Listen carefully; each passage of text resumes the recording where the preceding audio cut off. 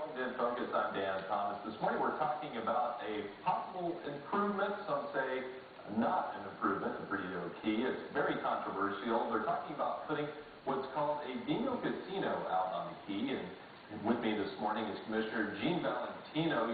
That's your district out there on Perdido Key. Basically, it's about, just to go over a little bit of background for our viewers here, about 18,000 square feet it would be. Basically, it's called electronic bingo, and I suppose it would resemble something similar to the new Wind Creek Casino in Atmore, if all goes according to what we're being told at this point. And I guess the key point this morning that we need to make to the viewers is that you're the commissioner out there, but it doesn't really seem like legally you have a whole lot to say over whether this goes into effect or not, but you are speaking out in favor of it. Go ahead and tell me a little bit about your position on what is proposed for Perdido Key. Well, Dan, first of all, thank you and the viewers for letting me have this chance to come forward and give the Commission's point of view, the Commissioner's point of view, excuse me.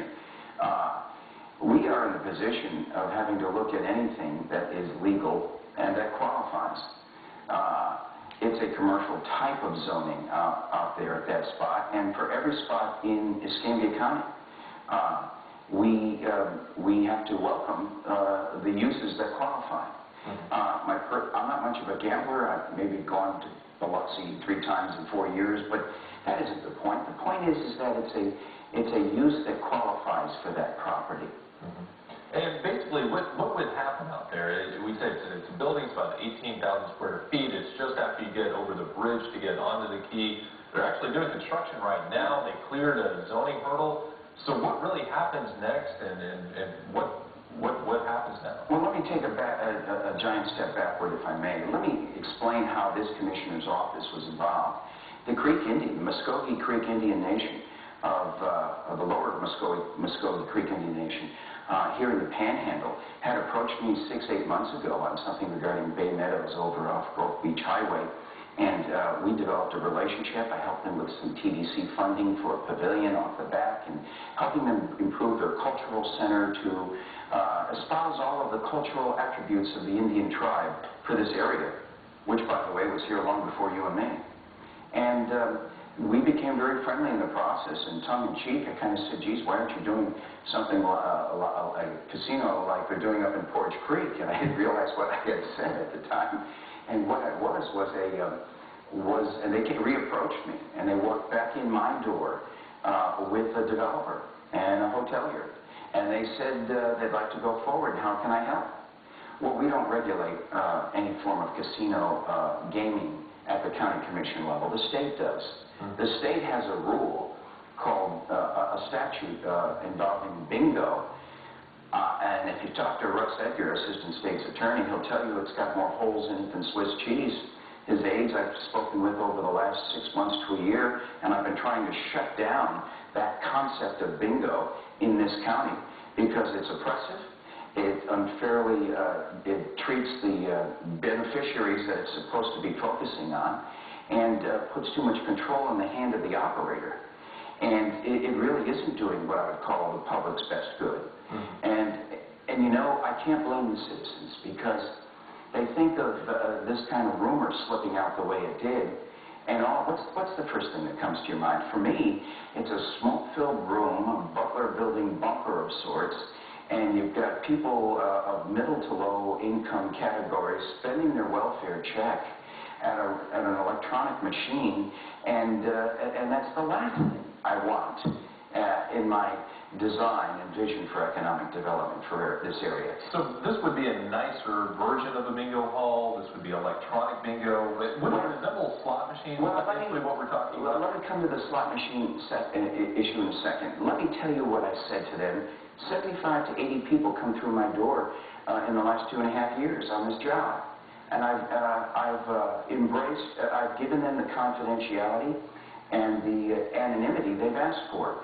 Because any entrepreneur trying to get something off the ground for several reasons doesn't want the word out until they want the word out. And I've honored that. In the case of this situation, the alleged bingo in Perdido, it got out ahead of the truth. The rumor got out ahead of the truth. And what I said to them was this: look, if there is a gaming or casino component, it must be legal. It must comply with all federal, state, and local laws. Number two, you better hire locally and help us with a workforce, because I'm getting calls at 10, 11, 12 o'clock at night with people going out of business, and what the commissioner can do to help. Number three, it better raise the bar, not lower the bar, in terms of impression, flavor, look, and appeal for this community. Number four, not only are you going to pay your taxes, but I want you to talk to us about what you can do in addition to your taxes to contribute back to this community, to all the nonprofits, to all the outside agencies. This county commission currently funds that we're going to have to cut $4.5 million out of our budget this year, and I'm looking for a funding source to continue to contribute to the United Way, Clean and Green, Escambia County Clinics, and a dozen other outside agencies, the Sanger, the Pensacola Little Theater. It's about to be cut because we have a serious economic issue. Admittedly, Dan, this thing's gotten some press with you, but it's a small fly in the greater picture of things. It's a fly in the ointment. It's not the real issue. The real issue is the economic crisis we're in and the recession that exists at the state and federal level. And basically, you're talking about something that getting back to the slot machine issue then, this is going to be something that would resemble an Indian casino that we've seen go up in Atmore, Alabama. As I've asked them, yes, and they've told me that that is what it would be. It better look as good as Atmore, Wind Creek, or better. It better not be that bunker smoke-filled room that brings down property values.